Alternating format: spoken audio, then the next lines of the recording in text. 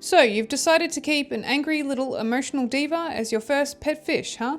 Well, it's understandable. Betta fish are beautiful, full of personality, and reasonably easy to care for. But with the overwhelming amount of advice online, it can be confusing to figure out exactly what you need to get started. That's why today I'm going to be taking you around the store here at Nature Pets and Aquariums Blackburn and provide you a simple guide for everything you need to grab to get you closer to bonding with your angry little aquatic monster. First things first, the tank. A lot of people recommend at least 20 litres, but personally, for your first tank, I'd suggest 40 litres. The smaller the tank, the less amount of water, the dirtier it gets, and that just means that you'll just be cleaning more and more. You can get tanks that have all the bells and whistles, i.e. lights, filters, heaters, or you can buy them all separately. If you're going down the all-in-one road, you'll need to check that the filter isn't too strong. Bettas need gentle flow, and swimming with all that fins is like swimming in a ghost costume. Let's not make them angrier than we need to. If you're purchasing them all separate, you'll also need a filter, and there are too many to choose from. Personally, I think that a sponge filter are the best for bettas just because they're not going to whip your fish around the tank. You'll also need an air pump, some airline tubing, and a check valve to set this up. As well as a heater, again, too many to choose from, I know. A general rule of thumb, you're looking for 1 watt per 1 litre of water. If you've got a 40 litre tank, a 50 watt heater will do just fine. You can also get nice slim ones that aren't too obvious. You can put it to the back and hide with some plants. You'll also need a thermometer. This one you put in the tank and press against the glass. This one is like a sticker that you just put on the outside. And this one is a digital one. Whichever you choose, you're looking to keep your aquarium about 24 to 26 degrees Celsius. Or if you keep this thermometer, just where these little green lines meet. Now, water conditioners. This is where we usually lose a few people. I know it's confusing as hell. So much so that I'm going to make a separate video on this to come, but for the meantime, I'm not going to bog you down with the details. Basically, what you need is a dechlorinator that takes chlorine out of your tap water. You'll need GH, your general hardness, and KH, your carbonate hardness. You need to add that back into your water.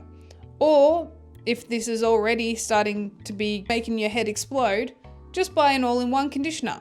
This is a perfect thing for beginners. It adds a dechlorinator, it adds your KH and your GH, your essential minerals, back into your water.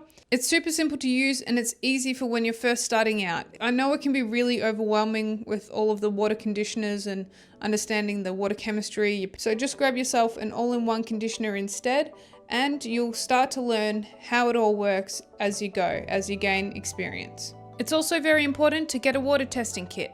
This is so you can learn your water parameters and test if anything begins to feel off. For substrates and hardscapes, this is honestly the fun part of aquarium keeping, and it's completely up to you what you'd like to have in there. My recommendation is choosing driftwood that's not too sharp so that your fish don't have the equivalent of getting their jumper caught on the door. If you're completely overwhelmed on what hardscape to choose, you can get kits. WeO do amazingly natural, beautiful kits that have your soil, your sand, your stone, all in one box. All you have to do is throw it into the tank and you're done. Also, another thing to say about substrates, if you want those beautiful plants and you choose aquasoil, just know that some brands like the ADA Amazonia leach ammonia for the first 4 weeks. This means you can't add your fish in for a while, but that's fine if you're cycling your tank, which I'll touch on in a second. A quick note, for plants, I can't stress enough how awesome they are. They look amazing, but also they help remove toxic waste created by your fish poo. The more plants you have, the better. No pun intended. Go for easy plants like Amazon sword, Anubias, Java fern, Rotala, Ambulia, floating plants. But remember, these bad boys need some light to thrive, so a multi-spectrum light with reds, greens and blues in it will replicate the sun and they'll have them looking amazing. Feed your betta a variety of foods, rather than just one type of fish flake. This will ensure your bettas getting a full range of nutrients in their diet. You can also feed them some frozen bloodworms once a week for an extra little snack. They'll go wild for this. Just make sure you don't go overboard. It's like Macca's for them. Finally, the last thing you'll need is some beneficial bacteria to cycle your tank. That means growing beneficial bacteria that break down fish waste so that your betta doesn't slowly poison itself with its own poop. Not nice. I'm just going to touch on it briefly, but you've got 2 ways of doing that. The first, adding some bacteria in liquid form every day for a week, plus a pinch of fish food, and then waiting 4 weeks or so for your ammonia to convert into nitrates. Or the second, purchasing already cultured and grown bacteria known as pre-cycled media. This comes live on some filter matrix, and you add it into your filter or place the bag near your filter. You'll still need to dose with liquid bacteria, but this option allows you to add your fish in straight away. Either way, don't skip this part. This is what keeps your betta alive long term. Once your tank is cycled, you'll need to acclimate your betta slowly. You'll also need a net to scoop your betta out from the bag into their tank. And there's also some extra equipment you could choose to grab, things like a siphon to make those weekly water changes a little bit less diabolical, or some algae scrapers to keep the glass clean.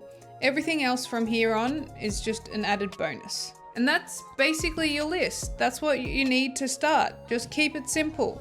You just add a pinch of food each day, do a 20 to 30% water change once a week, watch them, learn their routine, and that's it. You don't need to overthink it. You don't need a perfect setup. You just need to care, and you just need to start. A lot of people will spend months researching and tweaking every little thing. And whilst it's great to learn everything in theory, none of that matters if you never actually start. So go on, go set it up. If it all goes wrong, which it probably won't, but if it does, don't worry, you'll fix it. This is literally the hobby. This is what we all do. Everything might go wrong, but we always fix it. If you've enjoyed this video, please like and subscribe for more fish advice.